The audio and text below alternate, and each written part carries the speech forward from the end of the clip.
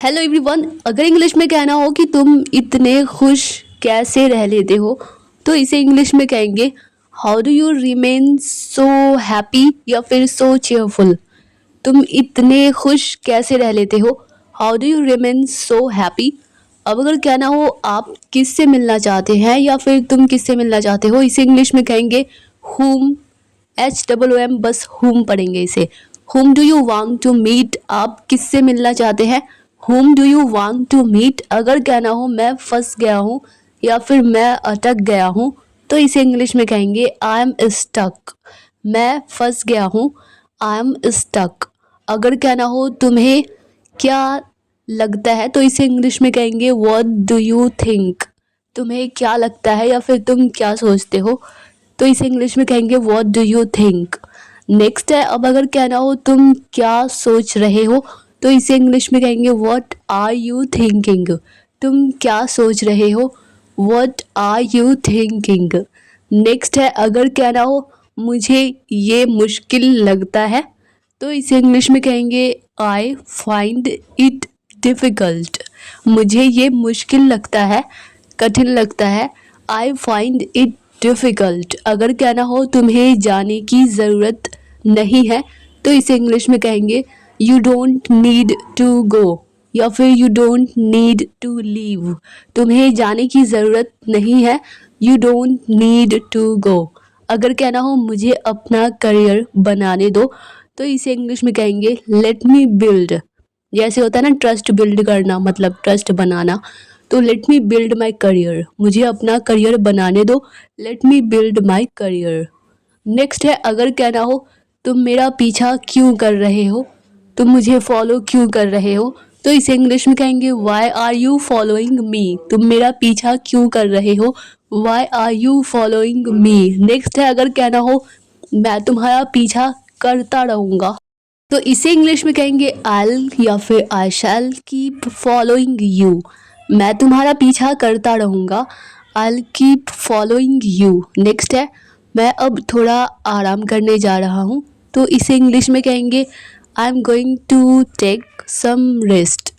मैं अब थोड़ा आराम करने जा रहा हूँ, I am going to take some rest now, यानी कि अब जा रहा हूँ तो रेस्ट नाउ। मैं अब थोड़ा आराम करने जा रहा हूँ, I am going to take some rest now. Next है, अगर कहना हो आपको कब पता चला, यानी कि आपने कब जाना, तो इस इंग्लिश में कहेंगे when did you come to know या फिर व्हेन डिड यू नो भी सिंपली कह सकते हैं। आपको कब पता चला, व्हेन डिड यू नो। अगर कहना हो मैं वहाँ नहीं गया था या फिर मैं वहाँ नहीं गया, आई डिडंट गो देयर।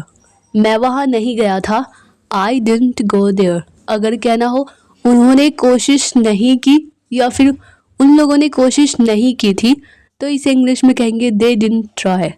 उन्होंने कोशिश नहीं की, दे डिडंट ट्राई। अगर कहना हो मैं सही से सो नहीं पाया, तो या तो कह सकते हैं आई डिडंट स्लीप प्रॉपरली या फिर आई कुडंट स्लीप प्रॉपरली। मैं सही से या ठीक से सो नहीं पाया, I couldn't sleep properly. Next है, अगर कहना हो मैं नहीं जानता, इसे इंग्लिश में आई डोंट नो। अगर कहना हो मैं नहीं जानता था, तो कहेंगे आई डिडंट नो। मैं नहीं जानता था, आई डिडंट नो। अगर कहना हो क्या आज बारिश होगी, तो इसे इंग्लिश में कहेंगे विल इट रेन टुडे। क्या आज बारिश होगी, will it rain today. Next है, अगर कहना हो क्या तुम स्कूल नहीं जा रहे हो, तो इसे इंग्लिश में कहेंगे aren't you going to school. क्या तुम स्कूल नहीं जा रहे हो, aren't you going to school. या फिर are you not going to school. क्या तुम स्कूल नहीं जा रहे हो, are you not going to school. अगर कहना हो वहाँ क्या हो रहा है, तो इसे इंग्लिश में कहेंगे व्हाट्स हैपनिंग ओवर देयर। वहाँ क्या हो रहा है, व्हाट्स हैपनिंग ओवर देयर। अगर कहना हो यह किसका मोबाइल नंबर है, तो इसे इंग्लिश में कहेंगे whose mobile number is this. यह किसका मोबाइल नंबर है, whose mobile number is this. अगर कहना हो यह किसका कलम है, तो हुज पेन इज़ दिस। तो इसी तरह से और भी बाकी सेंटेंसेस को कह सकते हैं। अब अगर कहना हो तुम वापस कैसे आए, तो इसे इंग्लिश में कहेंगे how did you come back. तुम वापस कैसे आए, how did you come back. Next है, अब अगर कहना हो आप मुझसे नाराज़ हैं क्या, गुस्सा है क्या या फिर खफा है क्या, तो इसे इंग्लिश में कहेंगे are you angry with me. आप मुझसे नाराज़ हैं क्या, are you angry with me. अगर कहना हो बताइए मैं आपकी क्या सेवा कर सकता हूँ, तो इसे इंग्लिश में कहेंगे, या फिर मैं आपके लिए क्या कर सकता हूँ, तो इसे इंग्लिश में कहेंगे tell me what can I do for you. बताइए मैं आपकी क्या सेवा कर सकता हूँ, या फिर मैं आपके लिए क्या कर सकता हूँ, तो इसे इंग्लिश में कहेंगे tell me what can I do for you. कौन आया था दरवाजे पर, इसे इंग्लिश में कहेंगे who came at the door. कौन आया था दरवाजे पर, who came at the door. अगर कहना हो अब आपके पिताजी कैसे हैं, तो इसे इंग्लिश में कहेंगे how is your father now, या फिर how is your dad now. अब आपके पिताजी कैसे हैं, how is your dad now. कौन सी शर्ट सबसे अच्छी है, सबसे बेस्ट है, तो इसे इंग्लिश में कहेंगे which shirt is the best. कौन सी शर्ट सबसे अच्छी है, which shirt is the best. Best से पहले द हमेशा ही लगता है, तो which shirt is the best. अब अगर कहना हो बकवास करना बंद करो, तो इसे इंग्लिश में कहेंगे स्टॉप टॉकिंग रबिश। बकवास करना बंद करो, स्टॉप टॉकिंग रबिश। अगर कहना हो इतने भोले मत बनो, तो इसे इंग्लिश में कहेंगे डोंट बी सो नाइव। इसे नाइव पढ़ेंगे, नाइव। इतने भोले मत बनो, don't be so naive. Naive का मतलब होता है भोला भाला। नेक्स्ट है, अब अगर कहना हो क्या आप कल पार्टी में आ रहे हैं, तो इसे इंग्लिश में कहेंगे are you coming to the party tomorrow. क्या आप कल पार्टी में आ रहे हैं, are you coming to the party tomorrow. Next है, मुझे अभी नहीं पता, मैं आपको बता दूंगा। आई डोंट नो येट, या फिर I don't know now, I will tell you. मुझे अभी नहीं पता, मैं आपको बता दूंगा। I don't know yet, I will tell you. ये बहुत मज़ेदार होगा या फिर बहुत मज़ा आएगा, it will be a lot of fun. यह बहुत मज़ेदार होगा, it will be a lot of fun. मैं यह करने की कोशिश करूँगा, इससे इंग्लिश में कहेंगे I will try to do this या टू डू इट। मैं यह करने की कोशिश करूँगा, I will try to do this.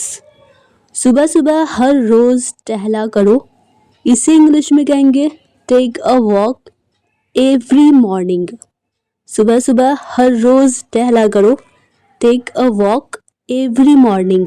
अगर कहना हो अंत भला तो सब भला, ये प्रोवर्ब्स है यानी कि मुहावरा है, तो इसे इंग्लिश में कहेंगे all is well that ends well. अंत भला तो सब भला, all is well that ends well. Next है, अगर कहना हो पेड़ पर एक भी पक्षी नहीं है, यानी कि एक भी बर्ड नहीं है, चिड़िया नहीं है, तो इसे इंग्लिश में कहेंगे there is not a single bird on the tree.